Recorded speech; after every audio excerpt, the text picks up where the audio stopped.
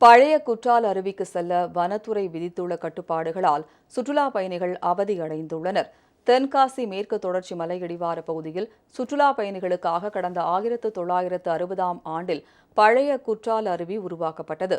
பொதுப்பணித்துறையின் பராமரிப்பிலும் வனத்துறையின் கட்டுப்பாட்டிலும் இந்த அருவி உள்ளது.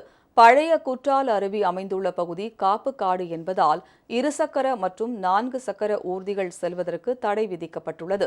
இதனால் பழைய குற்றாலத்தில் நீராட செல்வோர் 1 கிலோமீட்டர் தொலைவு வரை நடந்தே செல்ல வேண்டியுள்ளது. இதனால் முதியவர்கள், பெண்கள், உடல் பருமன் கொண்டவர்கள் உள்ளிட்டோர் சிரமம் அடைந்துள்ளனர். அருவி பகுதி வரை சிற்றுந்துகளை இயக்குவது உள்ளிட்ட நடவடிக்கைகளை தமிழக அரசு மேற்கொள்ள வேண்டும் என சுற்றுலா பயணிகள் கோரிக்கை விடுத்துள்ளனர். நடந்து வர்றது ரொம்ப கஷ்டமான விஷயமா இருக்கும். வயசானவங்களாம் எப்படி ஏறி போவாங்க? இல்லை வேறு ஏதாவது ஏற்பாடு பண்ணணும். ஒரு பஸ்ஸு வசதி வச்சு அவங்களே கவர்மெண்ட்டே கொண்டு போய் விட்டு இறக்கி விடுற மாதிரியோ ஆட்டோக்கள் எல்லாம் அனுமதிக்கணும். எதுவுமே செய்யாமல் நின்று அன்றைக்கி எந்த முன்னறிவிப்புமே செய்யலை. நடந்து போனால் முன்னறிவு செஞ்சால் நம்ம வந்திருக்க வேண்டிய அவசியமே இருந்திருக்காரு. நடந்து போனால் நடந்து ஆசைப்பட்டு வந்தாச்சு, குளிக்கணும்னு. தண்ணி உழுகுது, தண்ணி உழுவாட்டினாலும் சரி தண்ணி உழுகலாம் அப்படின்னு சொல்லிட்டு போயிடலாம். தண்ணி உழுகும் போது குளிக்கணும் வரும்போது இப்படி செஞ்சாங்கன்னா என்ன செய்வது?